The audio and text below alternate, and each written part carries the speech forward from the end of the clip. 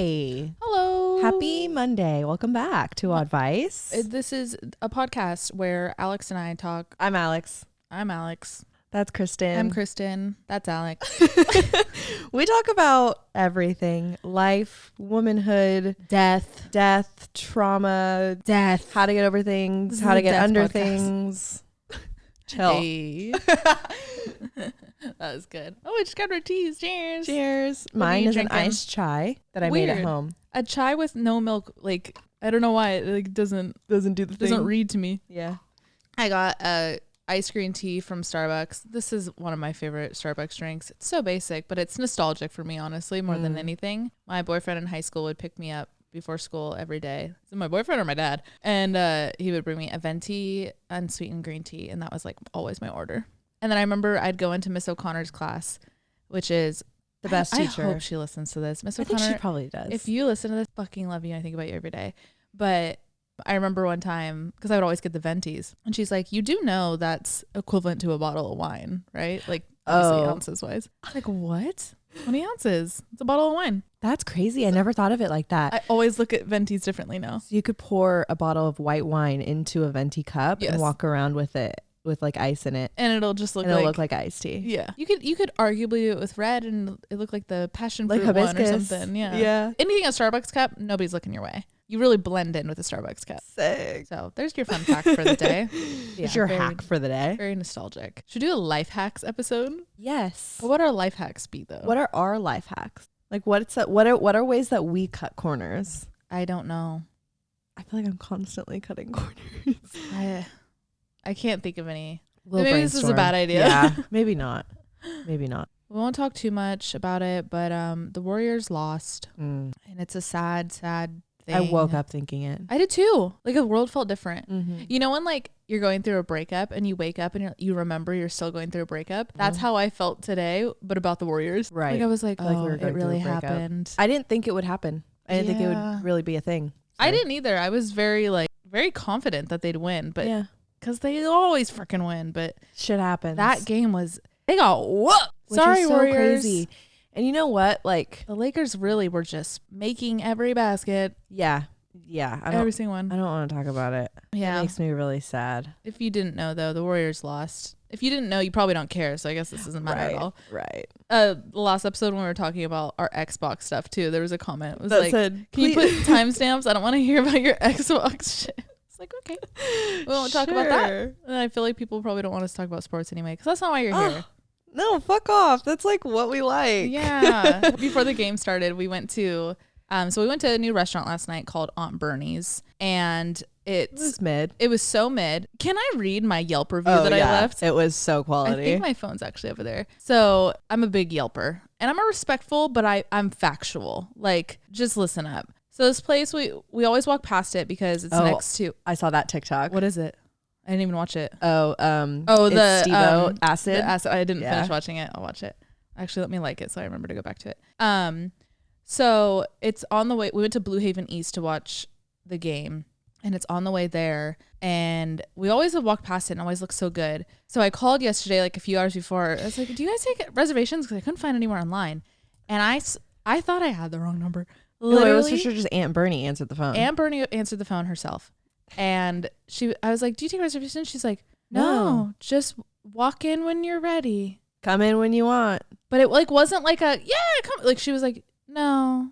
Like Yeah, it was like very robotic. weird. So honestly, that was our sign right away. But the food was okay. Let me read the review. I'm not gonna give you a review and then read it again.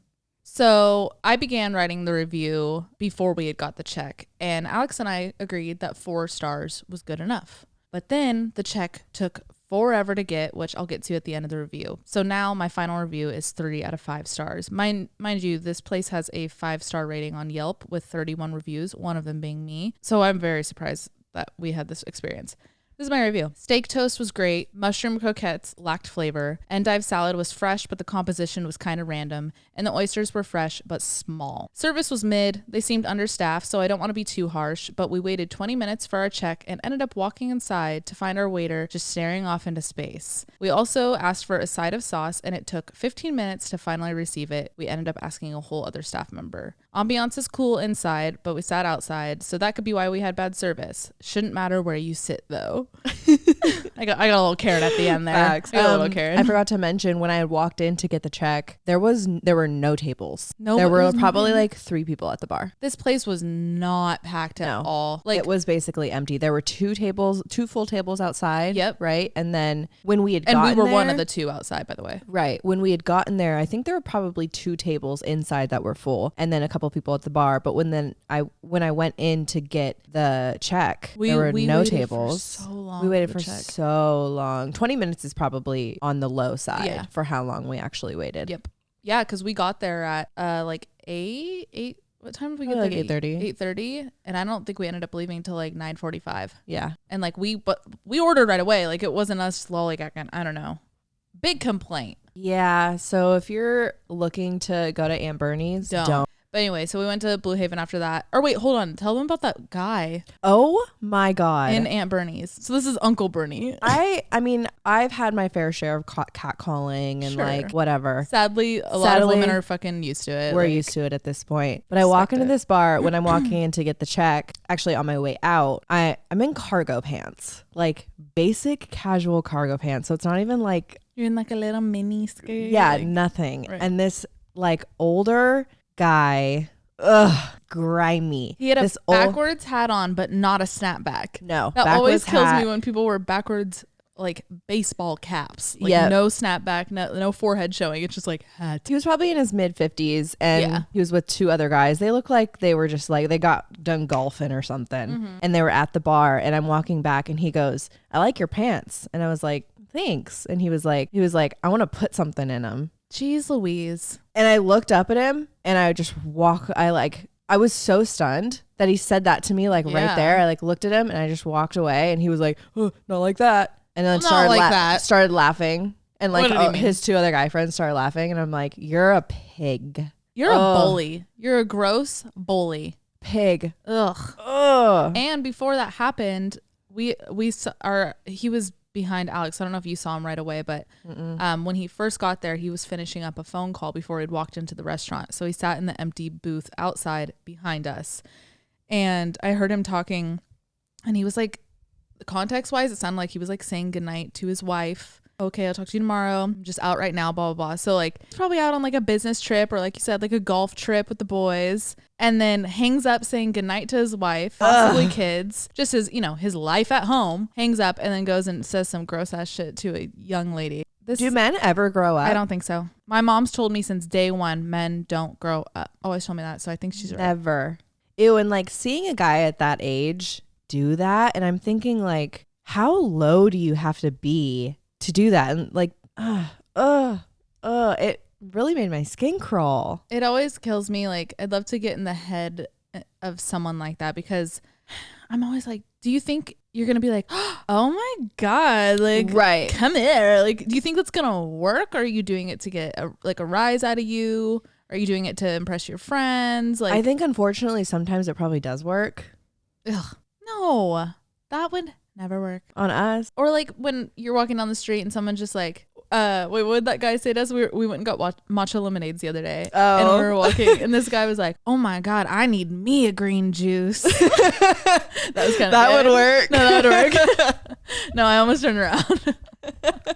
But people were like, "Woo!" Or like, "Oh my God, hey mama!" Like the whistle, right? You and like, I hate how it's so stereotypically construction workers. Oh God, I know. It. You know why that kills me is because it's such a stereotype, and a lot of people like assume it's going to come from every construction worker. But my stepdad works in fucking construction, and he would never fucking do that. So, but now, like, God forbid one of his homies next to him do, and then someone looks back and sees his face, they're gonna think it's him. And I'm like, that's my stepdad. Like, he doesn't do that. Like, it fucks it up for all the other people that are normal. Right. You know what I'm saying? I guess that's any stereotype. It fucks up the masses. But yeah, it's just gross. Okay, sorry, I had to move this little flower pillow over here because I'm afraid y'all are gonna see something you don't want to see. And that already happened. Oh yeah, our London. Was it a Patreon episode? No, it was our London. It was our London episode. Jeez, did anybody see that? It was up for like a few hours. Yeah. And I was sitting like this. If you're on visual, you could see, but if you're on audio, I have like my knees to my chest. I was sitting like this, but I had like sleep shorts on. I didn't have underwear on or anything, so in my head, it was appropriate to wear that on the podcast. And you had your sweatshirt pulled over. Yeah, like over halfway. My knees, like that kid. So you probably felt like you were covered. I did. And then between my ankles, you saw my gooter. And yeah, they were baggy sleep shorts, so you could see my lips were sealed. That's where I'm getting to with this, but yeah, none of that again. Then we had to take it down, and then Lily had to go in and fully blur it out. So now the episode has this like blur block for like over the my full crotch. last half. Yeah, I know. It's bad. It's a great episode though, so go listen to it if you haven't already. But never again. So yeah, no, that was really, really bad. Okay, before we get into today's episode, we're gonna do song of the day and what we're wearing. We want to get into it quick because we got so many confessions in our email, and so I obviously have like my notifications on for my Gmail app, and the subject lines, dude, they're so good. I didn't open any, but like the subject lines, I'm like, this is money. So. Ooh, oh my God, I can't wait to judge all of you. No, judgment free zone. I just kind of. I'm just kidding. Kind of. No, we're kidding. Song of the day, what we're wearing. I'm on a Miley kick. So that one video that circulates ever so often when she's singing Angels Like You, but like a cappella in like this echoey room, and she's in like a tank top, and you can tell she's like at rehearsal. It circled around again on my feed, and I just became really obsessed with the song. So I've been listening to Plastic Hearts a lot. Is that an album? Yeah. Okay. It's the one before Endless Summer. Okay. It's like 2020. And my song of the day from that album is going to be High by Miley Cyrus. High H-I? Yeah. No, G-H. H-I-G-H. Okay. Yeah. High. Hi. Hey. My song of the day. Oh, what are you wearing? Oh, I'm wearing denim shorts because it's summer. It is so hot. You guys, we walked home last night after the game. It was probably midnight. Yeah. And tank top and jeans. Summer. Denim shorts from White Fox Boutique. These are like some of my favorite. I feel like if you are like me and you have like a bigger butt and you get that like baggy waist jeans around your waist, the gap in the back. White Fox doesn't do that. So really, really good for body types like that. I really like them. And then I'm wearing my Vote for Pedro shirt. I got this from Walmart. Little boy section is about $9, and I got it for Coachella weekend too, because I had a dream a few months ago where we were at Coachella and wore a Vote for Pedro shirt with these really cool pants with like hella chains on it. And I woke up and I was like, I need to remake that outfit for Coachella, but we never ended up going. So now I just have a Vote for Pedro Well, shirt. Speaking of festivals, we got our Gov Ball tickets last night. Yeah, we're going to Gov Ball. So you can do that for Gov Ball. I should. Yeah. I totally will. It might be too hot though. It's going to be hot. Oh my God. I didn't even think about outfits. We got to start like planning outfits. We've never been to Gov Ball though. It's here in New York. Tanner and then one of our other homies from home are coming to Gov Ball with us. I know. I'm so excited. It's like such a good lineup. And we were thinking Bonnaroo too, because that is our favorite festival, hands down. Bonnaroo takes it. When we didn't go to Coachella, we were like, okay, now we have to go to Bonnaroo. Yeah. Like no excuses. But then Gov Ball is a week before Bonnaroo. Literally 1 week. And we're like, we can't do both. And the lineups are so similar. Exactly. That's the one thing where I'm like, it's not worth it. Last year when we moved, so we're coming up on our 1 year. June 1st is our 1 year. And that was the first weekend we lived here was Gov Ball. And we obviously didn't go because we were like so overwhelmed with the move. We still had hella boxes everywhere. Like we were like, let's just go next year. And I feel like it'd be silly if we didn't go because we don't have to buy a place to stay. No. We're going to take the subway for $3 and just, the ticket. And that's it. So like, we got to do it. So we're going to Gov Ball. So if any of you guys are going to Gov Ball, let us know. And if you see us, please walk up and say hi. I feel like I want to throw that out there because I see comments too much that are like, I think I saw you, blah, blah, blah. And I'm like, come say hi. You can totally, don't feel like you can't. Actually, when we were watching the game last night, we ran into a girl that had seen us when we went to Blue Haven to watch. She's a listener. Hi. Yeah, she's a listener. We saw her last year when we were watching the Warriors in the finals at Blue Haven. So she was like, I saw you guys this time last year. I had to come say hi. Literally our 1 year anniversary with her. Right. And she came up and we love that. So if you see us come up and say hi. We both tend to have a little bit of a resting bitch face, but I promise you could still come up and it's just because we're resting our faces. Yeah. I look mean. I look like miserable. I look I look like I just got a really bad text at all times. Yep. I furrow my brow. And you do furrow your brow, yeah. But I get like my mouth just like turns into a frown. It turns like your mouth like naturally rests like a little downturned. Yeah. Just like I look like one of those sad clowns all the time. But that means you have a nice arch in your lip. Downward? No, the top, I mean. Oh, like the Cupid's bow? Yeah. Yeah, I don't mind my Cupid's bow. You know, they say, bigger the Cupid's bow, the better the kisser. Really? Yeah. Nice. Yeah. I think I got one. Yeah, you do. Hey, we're good kissers. I know, I was about to do that. It's so weird. Okay, my song of the day is Good Nights by Weathen featuring Mascalo. Weathen? Yeah, you know it. Okay. You know it. Yep. You literally, I didn't even have to hear the first word. Just the first word. Yep. I knew it.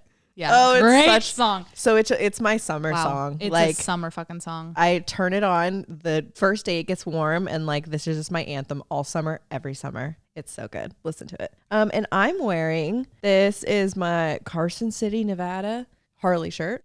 And then this is like I think it's like actually lingerie. My mom gave this to me. A slip? It's a like leopard slip. And I'm not wearing socks, so my feet are tucked. Oh yeah, I'm just wearing like basic white socks. Tucked. Yeah, that's it. Okay, I'm so excited for this. So we asked you guys to send us in your guys' deepest, darkest secrets, any confessions that you guys have, and we're gonna just get it off your chest for you. We're gonna read as many as possible because we actually got like hundreds, dude. Are you serious? People need to get some shit off their freaking chest. I love that. Ooh. Oh my god, that one. Oh my God. Okay. Are you starting? Can I go first? Of course. This is fucking crazy. The subject line reads, I think I cursed my mom and killed my dad. Oh my God. Please keep anonymous. So I have some family trauma. A few years ago, my parents and I were having huge fights constantly, and I was in high school still and eventually moved out. My older brother also got some of the family trauma, but he moved out a long time before I did, but he never confronted my parents on their bullshit, so it was left to me. My parents hated me and my boyfriend and his family. My parents thought I was acting out and being brainwashed by my boyfriend and his family to hate my family. Literally, my parents even snooped through my room looking for drugs. Then they demanded to look through my phone.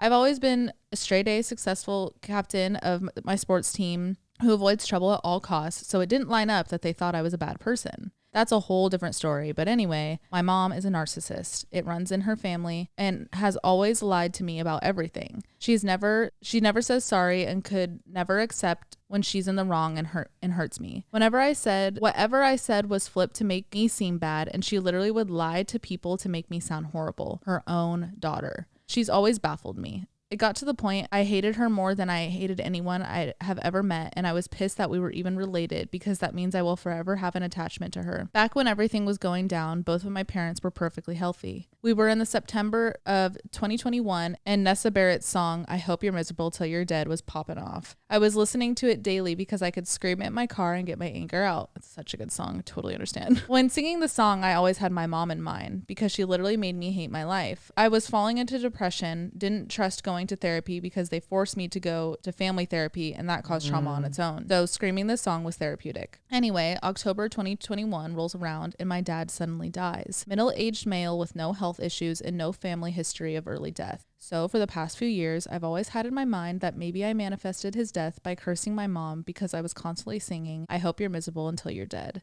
And my mom's best friend was my dad. And the other day she told me, I hate this life. So yeah, I think I cursed my mom. Now I watch every word that comes out of my mouth because now I'm scared and I was the reason my dad died. And every now and then something will happen where I'll hear, quote, words hold power. So yeah, that's my darkest secret that I've never told anyone. Whoa. I love you guys so much. I listen to you weekly and have since the very beginning. I love having y'all as the older sisters I've never had. Y'all make me feel seen and heard, and y'all don't even know me. Well, thank you for writing in. This is heavy. Yeah. I don't want you to, hold on to that like remorse that like you think you're like the tell-all reason. I understand your brain wanting to run to that because deaths that are so unexpected, like all the humans around want is an answer to why. I'm sorry you don't have that answer, but I think it is a lot for you to take on that screaming that those intentional words is like the sole reason. Yeah, I think like words are heavy, but I don't think something that like circle of life could be put on one person's guilt or one person's doing. I don't think like I agree with you. Like words are spells. Like that's literally why it's called like spelling, like a spelling bee. Like it's words are spells and intention behind words, especially something so passionate that you're screaming all the time. Like you're not wrong to, have the understanding about how words have power, but for it to turn into death, that personally, I can only speak on my belief. I don't believe that it can turn to death like that. Yeah. But that's just me. But hey, I'm just glad you got off your chest.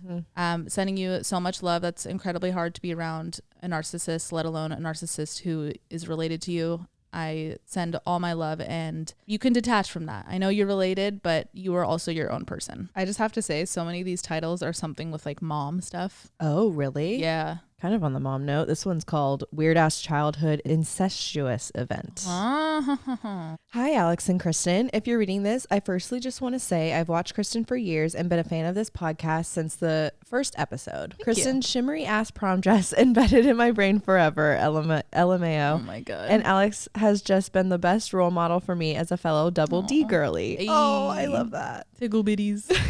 Anyway, y'all asked for our deepest, darkest confessions, so here it goes. My mom and her brother had a huge falling out when we were kids, resulting in us not seeing their family for about 7 years. They had 2 sons, the younger one being only 2 years older than me. After these 7 years of us not meeting or growing up with them, when our parents finally reconciled and we met, they seemed more like friends rather than first cousins.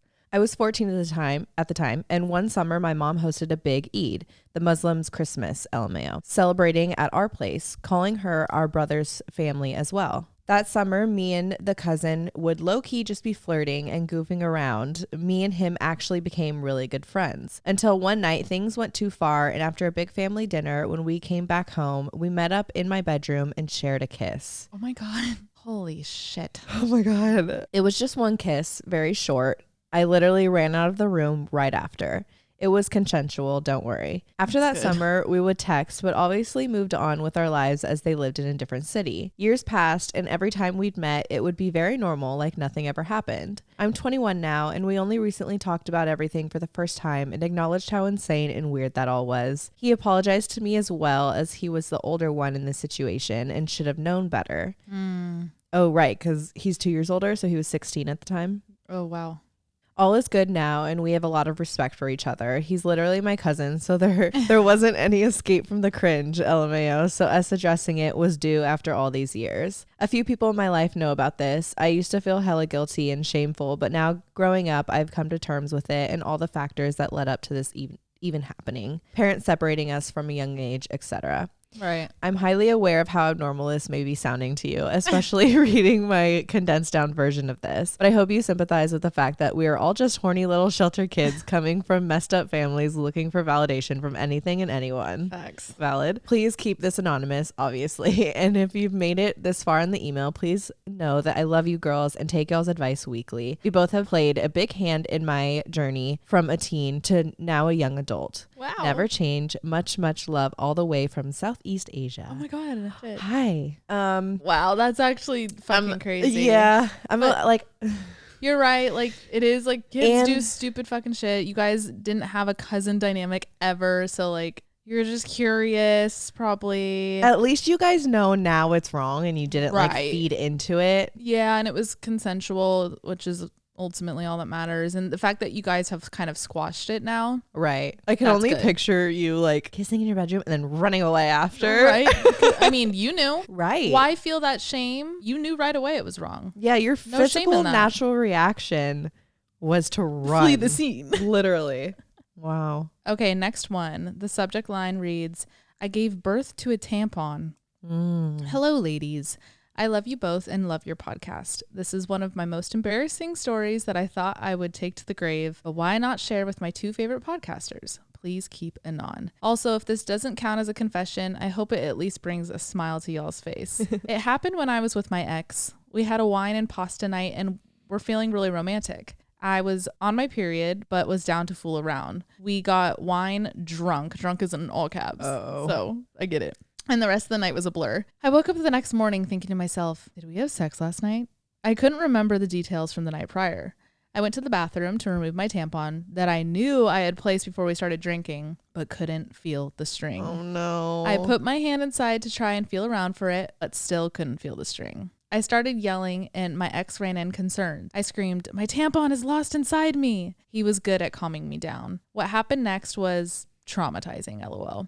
Instead of going to the ER, we decided to take matters into our own hands. I laid down on the bed with my legs spread out. He bared down as if giving birth while my ex went wrist deep inside me to fish for the tampon. I honestly think he was like mid forearm deep into my vagina. Oh my God. Who knows though? Maybe the tampon went into my cervix. Luckily, he found the string and removed the tampon hole. Turns out we did have sex. And I guess I didn't think to remove my tampon before. Long story short, don't kill a bottle of wine while on your period. You may end up giving birth to your tampon. Love you guys. I hope this made your day. All the best to you both. Oh my Thank God. you. Yeah, this is like, sure, funny, haha, but this is super common. Yeah. I know like 3 women off the top of my head that have gone through this exact experience. So you're not alone in that. It's definitely concerning though. Like, I'm glad you like stuck with it and knew it was still up there, because I feel like I would be gaslighting myself and be like, no, I probably took it out before we had sex. Like, yeah, I was drunk. That's probably why I can't remember me just taking it out. Yes. You know? Yeah. No, same. Like That's why I would use a Diva convince, cup. right. I would convince myself that I took it out. Oh my God. Ew. It and then it would happens, just stay though. up there. It happens. Like, Do you know what would happen if she never went back for it? I'm sure infection. Yeah. Completely. I mean, cotton's not sterile whatsoever. It would too long. It would create an infection. And TSS. For sure.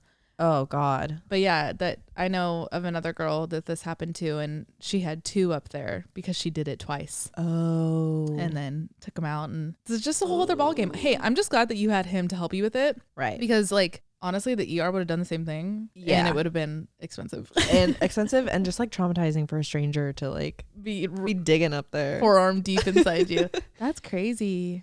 A whole hand. Well, I guess you give birth. Like, yeah, I couldn't even. ouch. It's a lot. And you're stressed and you can just try and relax and like Yeah. fishing around. But he's kind of traumatized. Yeah. Forearm deep in his girlfriend. Legend says he hasn't dated since. We're just sicking on you. I'm kidding. Okay, I picked this one because the title's funny. It's called I Pooped in a Tiny Trash Can. Oh, I've done that. I wrote this in. Are you serious? In a tiny trash can? Yeah, because the toilet wouldn't flush and I had to poop. No way. Okay. First of all, hi, I love you guys. I admire you both so much. Anyway, when I was 16, 22 at the moment, I was hanging out at my now ex-boyfriend's house and really had to shit. I told him my dad needed me home, so I left. But unfortunately for me, I lived 25 minutes away. When I tell you I was clenching. Oh, yes. After 25 agonizing minutes, I get home and see my dad's girlfriend's car out front. At the time, I had only met this woman 3 times tops. I ran inside, head straight for the one and only bathroom in the house, and immediately I hear the shower running. If it was my dad, okay, fine. I'll do what I have to do. He's got IBS. He knows the struggle. But his girlfriend? Absolutely not. Not me. Not 1 feet away from this semi-stranger. So I run upstairs, put on the most easily take-offable shorts I can find, and before I can even think, I feel it. It's coming. I desperately look around my room for any possible solution to this gut-wrenching horror show that is about to occur. And then I see it. The tiny trash can. The little small ones you keep in your bedroom or your bathroom. Wait, pause. I'm picturing, you know the meme of the trash can with the spotlight on it? Yes! I just pictured that. No, you're a great writer. Yeah, you're like poetic as fuck. Like, why am I crying? And I did it. I pooped in that very small trash can, having to proceed to clean up the mess I had just made and find a way to carry a trash can full of diarrhea. Oh, it's diarrhea. Right. Past my father and his girlfriend and find a way to dispose of this thing. And it's stinky. Like, I'm sure you just threw the whole thing away, right? I'd hope. You didn't like Unless you spray it out after, like it's just poop. Whatever. Not worth it. Those things are like $2. Right. That is my confession. I hope you enjoyed. P.S. I would like to add for reference, I'm 5'11" and the trash can is about 1 foot tall. You're super tall. Yeah, you're super tall. You're a model. And like did you sit on it? Were you hovering? Probably hovering. You were probably hovering, but that's like a long way to hover diarrhea. If I sat on it, I feel like I'd like fold into it and then it'd be stuck in my butt. Right. But like diarrhea would probably keep it contained. I feel like it'd make like a suction. You have to sit on it. Oh God, I don't know. I remember it was like 3rd grade when we were doing, do you guys remember like emergency snacks that you had to bring in? You had to pack the emergency pack of snacks in the beginning of the year for like, just in case. I think I did that. I don't remember doing that. Well, we had to do that for like, I guess just like potential lockdowns or whatever. I just remember doing that for like multiple years in elementary school. And I remember one of my teachers had a like emergency toilet, and it was like foldable. It kind of folded open like a camping chair, and then the bottom was like this cloth thing that had like a plastic liner in it, and then when it unfolded it was a toilet seat on top. So like hella comfortable, and it can like hold up to like 200 pounds. Get one of those in your room, or in your car. Oh my God, that's like, so smart. That's all you got to do. And but like in your car, if you're in a situation where you need to use it and you're in your car, pull over. But like side of the road, you pull out a fucking toilet and you sit down. The IBS community says yes. You got to do it. You got to do it. It's better. Been there, done that. It's better than pooping in your car. I did it, and I had to get rid of my seat covers. I've told my poop story on here, right? I think I have. I think so. Which one? Right. The one while driving. I think so, actually. Right next to our high school. And I had to take off my leggings and wipe my ass with my leggings and then drive home with no underwear, no pants. Have I ever told my pee my pants story? Yes. Yeah. On the high episode. Oh, okay. God, that's such a good one. It's normal. It's normal. Shit happens. Normal. Literally shit happens. Wait, sorry. There's a little bit more. Oh, sorry. PPS, please don't judge me, but I threw the trash can in the neighbor's fence in backyard. No. That just made it 10 times worse, but 10 times better. I threw the trash can in the neighbor's fenced in backyard, abandoned house it's an abandoned house for 20 plus years, but not destroyed because I didn't know what to do with it. Abandoned house, that's fine. I'll give you that. It's not like it was like little Jimmy's backyard on this playpen. Right. Like, it's like poopy baby. Like nobody lives there. Right. Okay. But an animal probably got it. No. They're probably licking or it. like if it's an abandoned house, there's probably squatters. Well, you gotta do what you gotta do. Duty calls. Wow, you're ruthless. On that same poop realm, the next entry, the title is I shit myself on Valentine's Day. I shit myself on Valentine's Day. This is long, buckle up. It was mine and my fiance's 8th Valentine's Day together. It's not a special holiday to us, so we went to my parents for dinner. There's something about your mom's home cooking in your childhood home that really speeds up the digestive system. My stomach was already starting to hurt on the hour drive home. I didn't think I was going to make it, but I did. Then suddenly, the urge to use the restroom completely went away. Oh, I hate that. That's the worst. So we're home. We partake in the V-Day festivities of lingerie, every angle, face sitting, the whole 9 yards. Oh, no. Then almost immediately after we finished it, it hit me like a bus. I had to go. Let me point out, I am a private person with things like this. I don't announce I have to use the restroom. I physically cannot fart in front of someone. Whoa. I'm not anti being yourself. It's just something I cannot bring myself to do. So 8 years, he's never seen or heard me shit. No way. 8 Wow. years? But like you're comfortable sitting on his face? Right. But I guess it's just like poopies and poopies. Okay. We have a small apartment, toilet close to the bed, concrete echoing floors, so I cannot let the first time my fiance hear me use the restroom to be me destroying the toilet next to the bed he was in where he just ate my ass out. So my first instinct is I have to get out of this apartment now. Any excuse to leave, where do I shit? My plan is to go to the apartment pool house and use the restroom because they're private. I say I need to take our dog out for a walk. Literally right after sex. I need to go walk the dog. But what's funny is like now you're bringing the dog into the pool bathroom. Right. He's just like shaking in the corner. He thinks it's odd that I'm so eager to do so, but whatever. I throw on an oversized t-shirt and his sweatpants, no underwear. Oh God. As soon as I shut my front door, my stomach rumbles. I drop to the ground and I immediately shit myself. No. I'm now in a worse position than before. So as I'm waddling to the restroom, I leave a trail because I'm wearing tapered sweatpants that can't secure me. I make it to the restroom. God. The pants are doomed. I have to throw them out. My legs and feet look like a toddler that played in their own shit. I'm giving myself a sink hand soap bath completely nude. The shirt had to come off to work quicker. With my poor dog staring at me. What type of dog do you have? Chihuahua, for sure. I was thinking like a little Jack Russell Terrier. I cleaned myself up the best I could, clean up my trail I left because that's sick and I would be mortified if my apartment was curious of whose dog left that and to see it's a grown woman. 30 minutes later, I go back home in only a big t-shirt. I jump into the shower and say that I accidentally peed myself walking.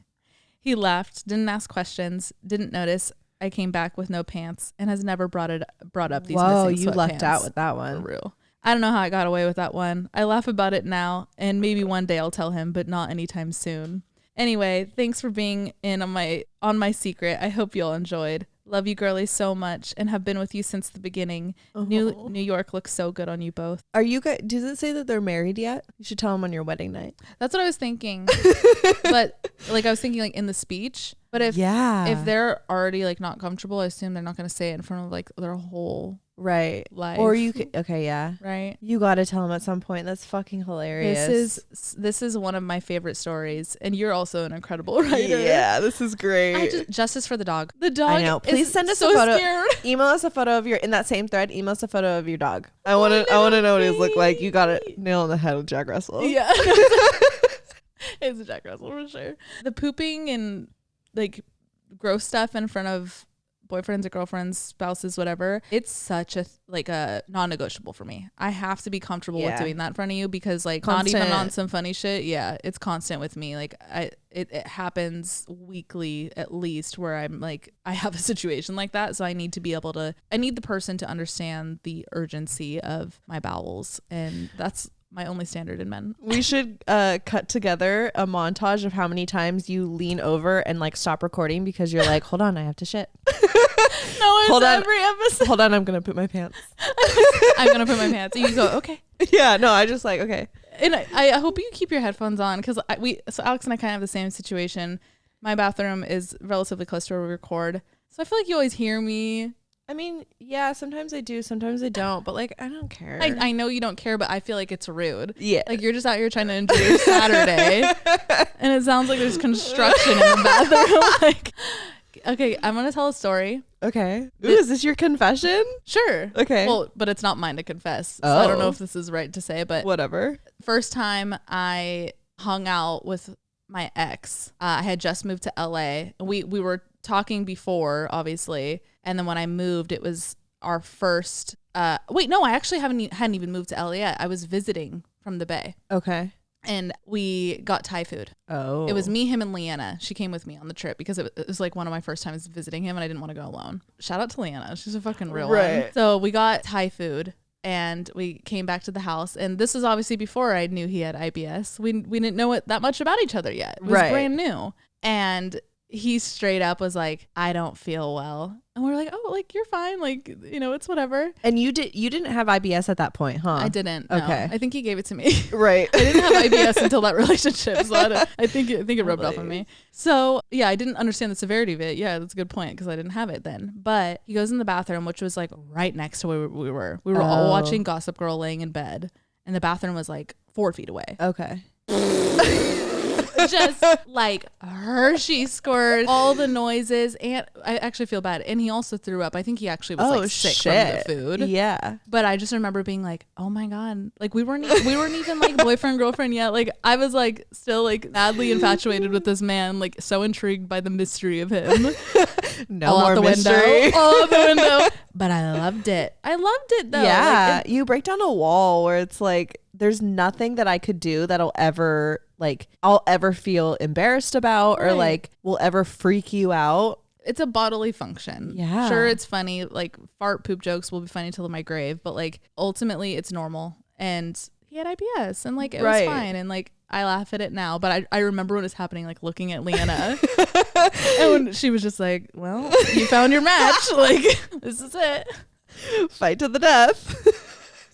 Okay, before I read this next entry, quick trigger warning for eating disorders. It's called I'm Living a Double Life. Hi, girlies. Please keep me anonymous if you choose to read this on the pod. You got it. The title of my email may seem thrilling, mysterious, maybe even exciting. Unfortunately, this is not the case here. Oh, my double life is made up entirely on a web of lies. Before you rule me off as a degenerate, there's more to the story. Every secret I've kept, every lie I've told, every moment I live in this double life, I'm screaming inside for someone to notice that everything isn't as it seems.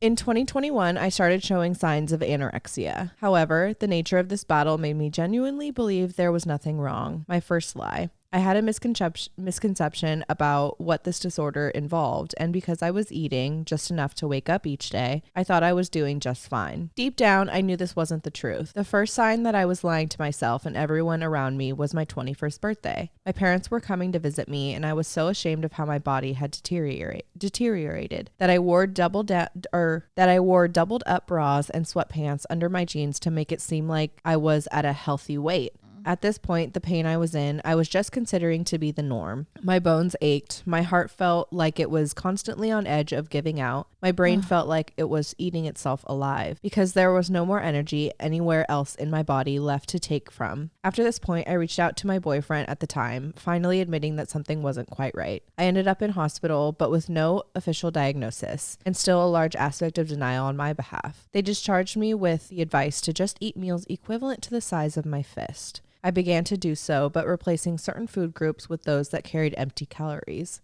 Oh. This cycle kept going, my denial growing more and more. Eventually, my relationship broke down. I had nothing left to give, as survival was taking all of my concentration. I do not blame him. He is the most wonderful man I've ever met. This burden was just never his to manage. 2022, I told myself this year I would recover. I would gain myself back. I would gain life back. And I did physically look as though I was improving, but the thoughts in relationship with food and exercise were still so toxic. I had to exercise for 3 hours a day at the absolute minimum for me to reward myself with food. This ultimately led me down the path to binge eating in the evenings, so much so that the bloating became physically painful. I was so used to my body being in pain that this never really registered with me. I began to cut everyone out of my life because I didn't want to be seen. No opinions on me, how I looked, and my lifestyle was easier to manage than people looking at me with pity. 2023, I'm in a much better place in terms of food, but the mindset with negative thoughts and exercise are still big issues for me. I have not yet opened up to people again, as I still find being alone much easier to manage. However, I feel so alone in this world.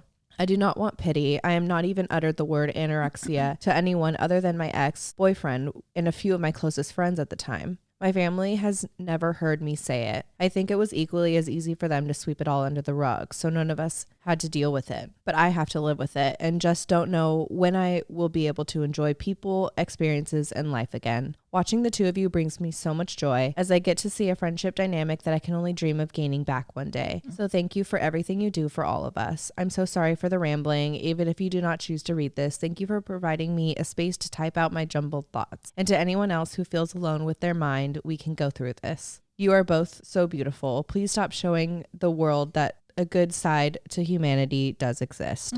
All my love, always, Anonymous. Oh, my heart. My heart.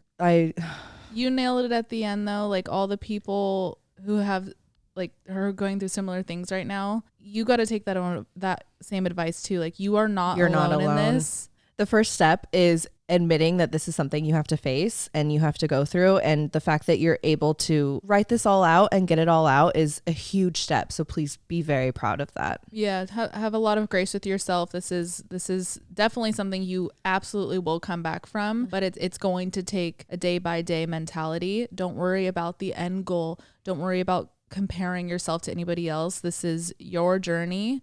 Just take it day by day. It'll make it so much more manageable. I feel like I relate to that a lot with any like big life changes I want to do. I get so wrapped up on like, I need to get better versus just like, well, yeah, you need to get better, but like take it one inch at a time. What are the inches that I need to take so that I can get to that end goal? Yep. And you'll look back on this and you will be so proud of your growth. And we are here every single step of the way.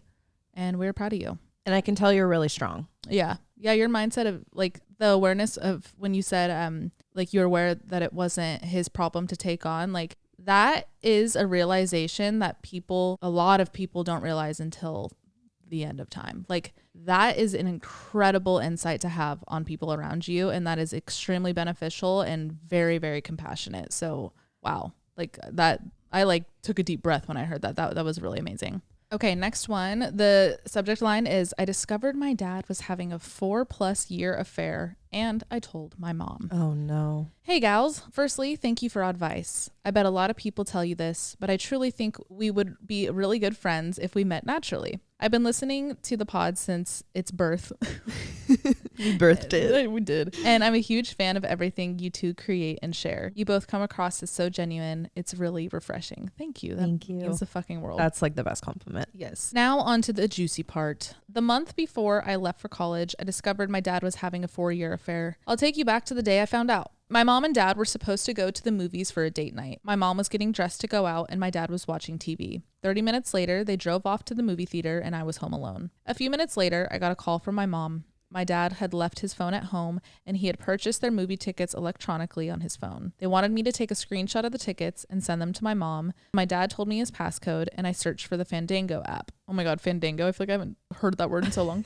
I found the tickets and took a screenshot. But when I went to the Photos app, I saw a photo of a woman I've never seen before that was taken that morning. Oh no. My heart stopped. Who was this woman and why was my dad with her that day? I opened the message app to send the screenshot of the movie tickets and noticed the most recent text was from a woman. Let's call her Sarah. I proceeded to do possibly the worst thing in the situation. I read every single text between Sarah and my dad going back years. Oh.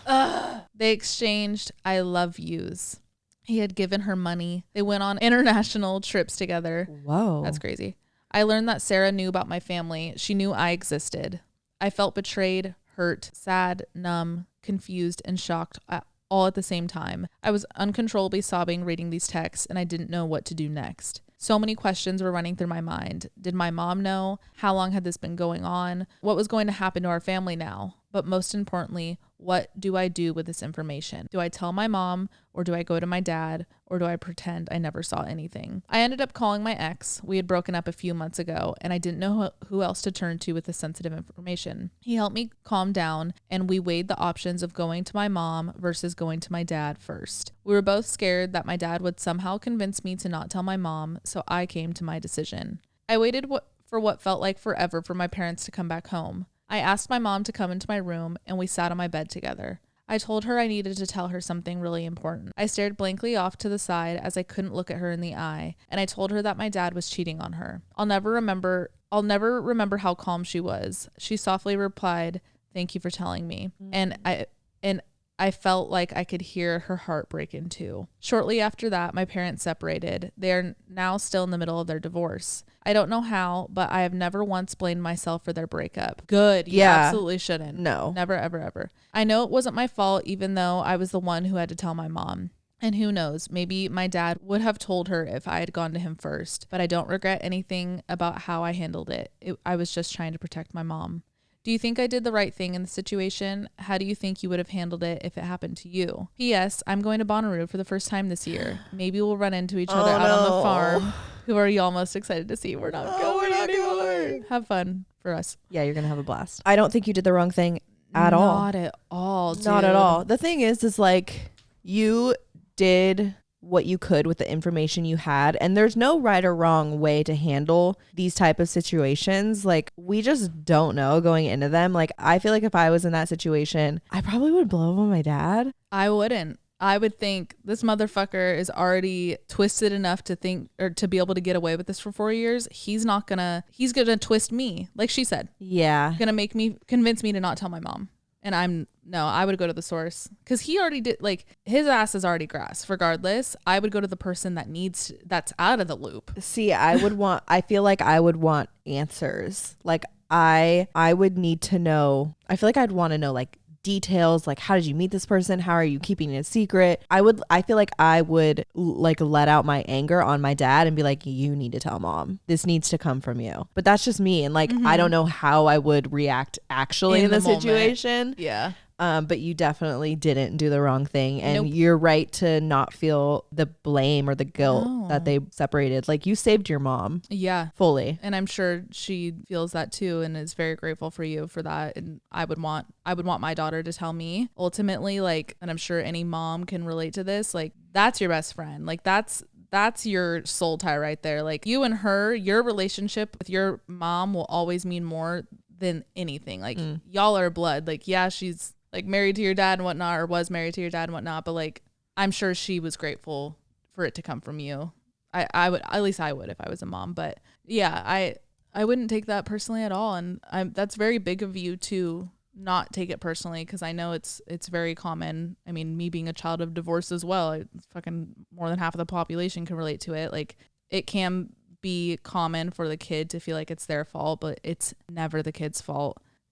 Like, my mom's always told me, like, if people are gonna cheat, they're gonna cheat. It has nothing to do with the people around them. It has all to do with them. So good for you. Okay, this next one. I flooded my dead aunt's home. I flooded my dead aunt's home? Oh. I think I should start off with this. This was my great aunt, and she wasn't dead when this occurred, but it happened not long after. I think it was 2018, and Texas had a big freeze coming in. Oh my God, I remember that. Yeah. My aunt was in the hospital, so my mom and I went to her house to turn on the faucets so that pipes wouldn't freeze and possibly bust. I feel like I need to add that her home was built in 93 by a bunch of dingbats. Dingbats! So she's always had problems with her home, especially the plumbing, which I definitely didn't think about after turning on every single faucet possible in this house. So the freeze comes through. We get a little bit of snow, aka ice, and about a week goes by and my grandpa calls and asks if I remember to turn the faucets off at my aunt's house. Oh no. Jeez. What a world. To avoid a lecture, I say yes, hang up with him, and rush to her home. I'm in college at the time, so the faucets were the very last thing on my mind. Y'all, as soon as I opened the door, I stepped in this huge puddle. The carpet in the living room soaked. The kitchen soaked. Her bedroom flooded. Her bathroom an ocean. Unbeknownst to me was a huge bowl under her sink to catch leaking water, and it was now a literal waterfall pouring out from under it. I'm not over exaggerating when I say ankle deep water. I finally got all of the water cut off, and I'm standing there saying fuck at least 5,432 times. I was so mortified with myself and the situation I was staring at. Then I had a ridiculous light bulb moment where I remember noticing water near the foundation of her house, but thought it was due to the weather over the last week and didn't think much about it at the time. Bad time to realize that was happening, or what was happening. The last thing I wanted to do was tell my grandpa or anyone else what happened. So I immediately grabbed a bucket, and started scooping as much water as possible into the bathtub. After at least 10 buckets, I realized the water was not draining in the tub. FML. So I bring in one of our shop fans to try and dry up anything possible and run to Lowe's to get a vacuum to suck up the water.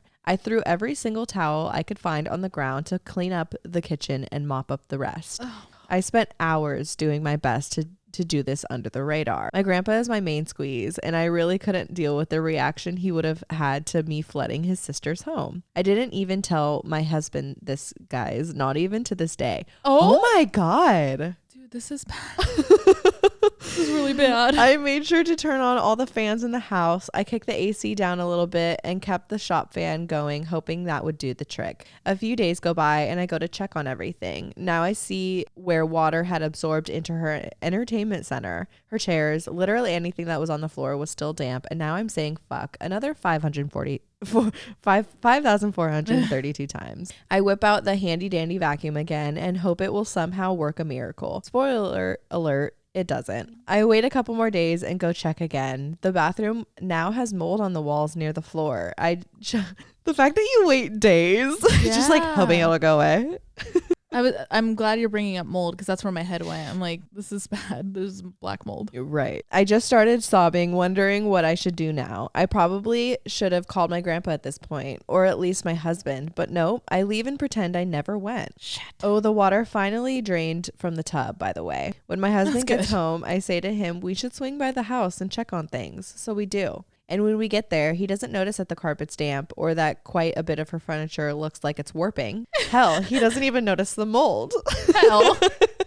So I walked in and was like, oh my God, I think there's mold in here. Hey, well played. He so graciously called my grandpa so that he can come down and look, and he is just so puzzled to what could have caused this. He looked in the tub and see what looks like dirt, which was due to all the floor water I poured in there. Right. And he comes to the conclusion that something must have backed up and overflowed. We live in the country and on a well, so this was a small possibility. But he couldn't think of what else would have happened since no pipes had busted from the freeze. He asked me if I had been checking on the house, and I told him yes, but didn't see this before.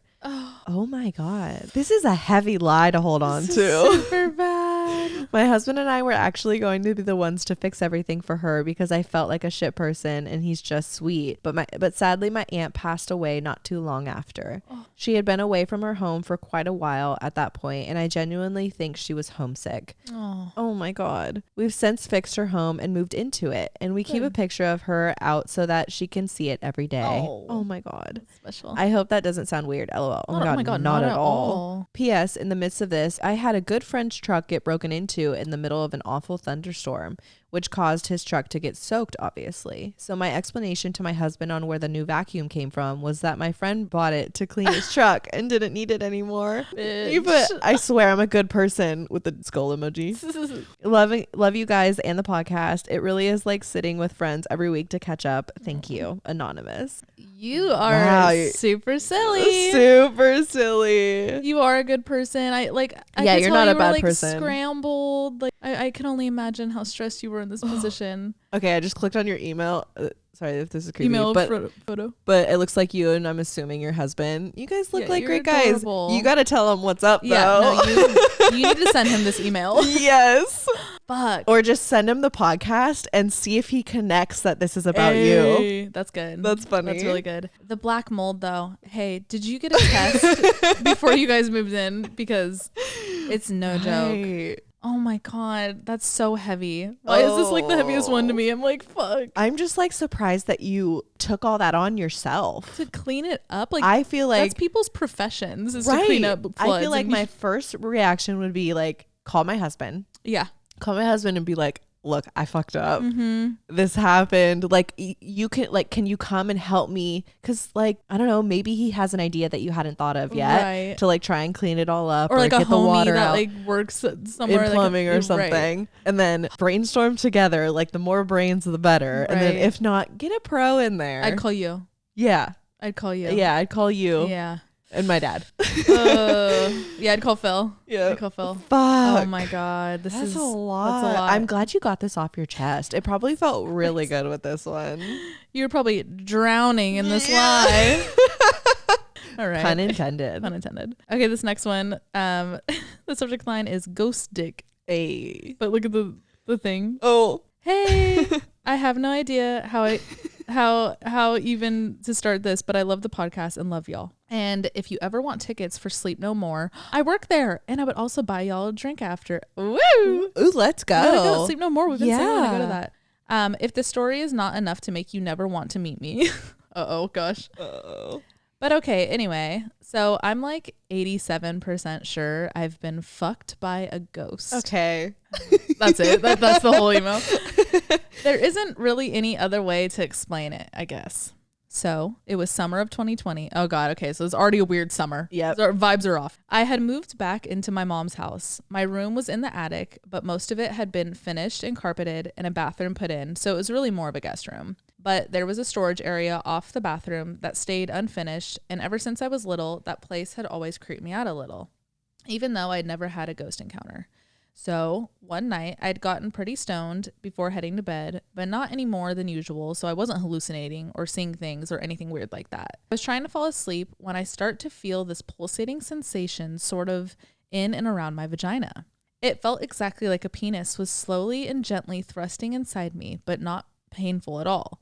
Penetration is usually at least a little painful for me. And I genuinely almost came from just that, which has never even remotely happened before. Eventually it slowed and stopped, and I was just laying there like trying to figure out what the hell just happened. I've only told a few people that I knew wouldn't think I was weird, but to this day, my only paranormal encounter is that I have literally no other explanation for. Hope you all enjoy. Love you. Oh my God. This makes me want to meet you even more and like hear details of the situation. We're going to take you up on that drink offer. What the fuck? What? Are you sure you weren't just like having a sex dream? Like you actually did fall asleep and then you were just having a sex dream. Yeah. And you were high. And like, I know you said like it wasn't any more high than you usually get, but like maybe you like ate less that day and got more high, or you were already feeling like fatigue or like emotionally fatigued in your brain. So the high was a little more intense. Or maybe it was a ghost. Or you were fucked by a ghost. I want to know more about the house. Like, is there history of like paranormal shit happening there? You were always creeped out by that room. Like, what did you pick up on in that room that can kind of possibly like support this and then insanity? Look into the history of the house and like the grounds and see who lived in the past, how they may have died. Was he hot? Right. If he's hot, like you're fine. Right. It's fine. You can't get pregnant. You gotta up your count though. Okay, I think this is going to be my last one. Hey, girlies, I just want to say I love the podcast. Y'all are like older sisters I wish I had. Oh, and you do have them. They are us. Yes. Oh, sorry. The title of this is My Friend Had Sex with Our Teacher. Oh, okay, good. Right. Thank you for the clarification.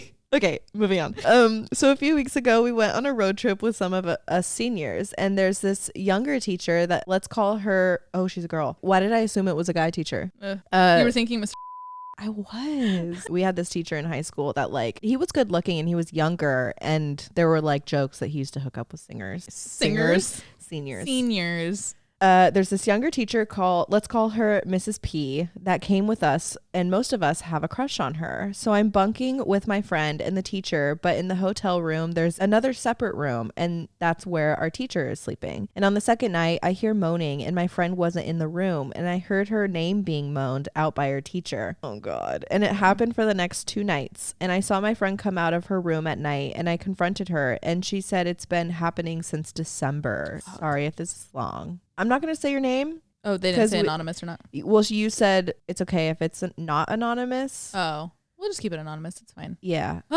That's not okay. Are you guys high school or college? Either way. I know. I'm trying to justify it. But like, if it's college and you're a senior, you're arguably 22, 23. And if it's a young teacher and they're like 26 on paper, so I don't know. It's wrong. It's like don't shit where you eat kind of. Like it's not about the age at this point. It's like the dynamic of your relationship. Right. Super bad. Yeah, no, this is not okay. Okay, this is going to be the last one. We had so many more. So if you guys like this, please let us know if you want a part 2. Yeah. It's just, this will be a very long episode. But this is the title. Confession. I gave roadhead to my best friend while his girlfriend was out of town. No. First of all, hey guys, hope you have an amazing day. So, confession time.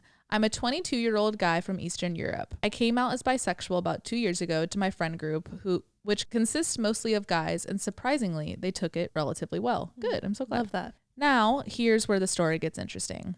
After I came out, one of them started saying some pretty interesting things, but always after a few drinks when others weren't around. He would say stuff like, I know you want it. Why don't you come suck it? I want to fuck you so bad right now. Oh. I thought he was joking because 1, we would joke around like this with the others all the time. And 2, he has a girlfriend who I'm really good friends with. So this went on for a little, but then he also started to invite me over to watch movies or play video games, which he never did before. Oh. He never said any of those things. We would just talk for hours about random stuff and spend quality time together, which is my love language, by the way. But what put the final nail in the coffin for me was when he started putting his arm around my shoulder or on my thighs in public. I knew that I had a fat crush on him. I wanted to be around him 24/7, wanted all his attention, the usual. This made me feel really guilty, but the best is yet to come. So again, this coming over, spending quality time together went on for about a year or so without ever addressing the elephant in the room or doing anything. But one night I went on a date with a girl that I really liked. The plan was to do a pregame at her apartment, go to a cute little club, and then back to her place. Middle of the night, I noticed her making out with another guy, so I took the L and left. Bitch. Fuck this bitch. I was pretty drunk, so driving was out of the question. Good for you. But it was also 2:30 a.m., so I called him to come pick me up. We live pretty far from the city, so it took him about 20 or 30 minutes to get there. And when he got there, the first sentence that left his mouth was, the one time you go on a date. Oh, what did he mean by that? We stopped by to grab some food at McDonald's, and while we were there, I apologized for waking him up and making him drive all the way to the city for me. He said that it was no big deal, but if I really wanted, I could make it up to him on the way home. He's got like a mouthpiece on him. Damn. So yeah, I ended up giving him roadhead, which was my first experience with a guy, so it made my feelings towards him even stronger. After the deed was done, he dropped me off at home and we didn't really talk about it. I personally felt really guilty about it, and I'm sure he did too. And I know we're both assholes for what we've done. He stopped inviting me over and distanced himself, which really hurt my feelings, but I knew why. But then recently he started saying those little comments again. And whenever I try to talk about it, what happened between us and how I feel, he just shuts me down with the, I don't know what you're talking about. There never was and will never be anything between us. Any advice on what I should do? Do I tell him to try to accept himself for what he is? Because not going to lie, his closet is made of glass. I read it was closest. Do I tell his girlfriend? So yeah, there y'all have it. Please don't hate me too much. And sorry if you guys didn't understand something, or if I was repetitive, English is my second language. Bye. This is insane. I think when you came out, I feel like it kind of awakened something in him. It probably made him feel a little bit more courageous. Yeah, and like made him kind of think about, or maybe he's been wanting to come out too. I mean, you said his closet's made of glass, like, so maybe like there was something he felt like bonded with you towards, but then it does suck now he's acting brand new because like the shame he's feeling towards what he did while still having a girlfriend. This is a sticky one. You had said that he like still brings up the like he says the comments and shit. Next time he says a comment, be like, look, either you stand behind what you're saying and like let's, you know, try something out, explore this, or quit with the comments, because I'm not here to like be like a hot piece for you to get these little bits out, little fixes and little bits out on. If that's something you want, like please look elsewhere, because I'm not here for that. Yep. Or stop fully. Yeah. That's just going to pull your heartstrings back and forth. Yeah. And you don't want that. Like, you don't want to wait around for someone who's clearly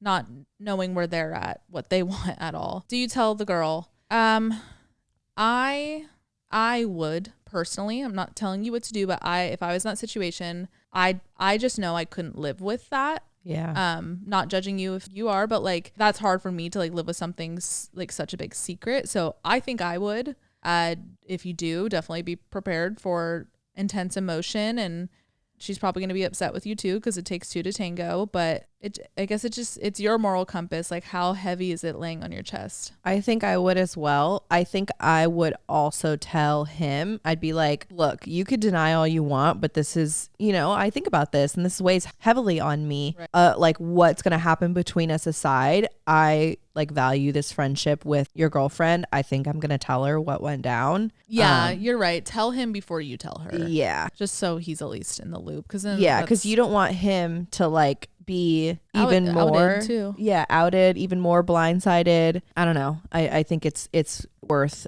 including everyone in the conversation, not together, but like letting him know. Yeah, if you're gonna be honest and transparent, then everything needs to be transparent. Like you said, everybody in the situation needs to at least be in the know, but don't do it all at once. No, not all one conversation. Hey guys, let's speak. We're in this room real quick. Chat. You add him in a group chat in a text, a 3-way call. Like not even FaceTime. You start a group chat and you're like, hey, never mind. You should have CC'd them on the email. Oh no, send them the podcast. Right. Right. Send them this episode and be like, hey, listen, hear anything familiar? These girls are great. Go listen to this podcast. Could you imagine? Drama. Okay. If you guys liked this, please let us know, because this is definitely like one of my favorite episodes that we do. Me too, because it's like a fun way to give advice and then laugh, and connect with you guys. You guys obviously love getting things off your chest, and like As this is as you should. Like we love being a safe space for you guys to, this to be your outlet. So we want to continue this. If you guys like it, we got enough to totally do a part 2. Yeah. And then that gives you obviously like another week to send something in if you didn't get a chance to for this episode. But we loved this. Also, if you don't know, we have a Patreon where every Friday we do an episode that has to do with Monday episode. So what should we do for Friday's episode? I'm down for more confessions. Yeah. To be honest, I mean, like we keep saying, there were so many we didn't get to. So if we didn't get to yours and you are a patron, send them through the messages on the Patreon website or app, whatever you use, and we can do a whole other round of those too. Or as always, these episodes can be general advice for anything you're going through. It doesn't have to be confession. Also, we said this last time and I think we came up with something, but we'll try and think of a confession to come up with. I know. We tell y'all everything, we really to be completely honest. But there's something in the trenches that we can dig up. Let me ask my therapist. Right. We can come up with a confession to share with you guys on Patreon's episode. Also, we have it's called the Hella tier. It's our top tier where we do Zoom calls every week with you guys and we just like sit and chit chat. We've literally become like such a close group of people. Like we just like literally like you are my friends. Like it feels like we're on FaceTime. Yeah. We just pretty much have a full FaceTime. Right. So we do Zoom call and we're going to do the Zoom call for the Hella tier if you're listening on Monday, what is the date? 15th. The 15th. So yeah. 7:30 p.m. Eastern Standard Time. We'll send that link out on Patreon. If you guys are listening on Apple Music or Spotify, rate us 5 stars and give us a cute review. Not like Kristen's Yelp review. That was a cute review. Yeah, it was honest. It was cute and honest, but don't give us 3 stars. Don't be rude. Don't be rude. Don't be rude. If you guys are watching on YouTube, subscribe and turn on your notifications and leave comments because we love reading the comments. And that's all I have to say about that. That's all we have to say about that. I love you guys. Have an incredible week and we'll talk to you on Friday or Monday, whatever you want. Or if you listen, if like we drop on Mondays, but you just listen on Wednesdays, do that too. We're excluding that community. Right. People who listen, we got some midweekers. We have midweekers. Crazy people. Emil's a midweeker. Yeah, for sure. Emil, you're a midweeker. Emil's on our Hella tier. He's a hoot. Yeah, he's a fucking hoot and he's a midweeker. Yeah, he is. Okay, guys, we love you. Have a good week. Bye.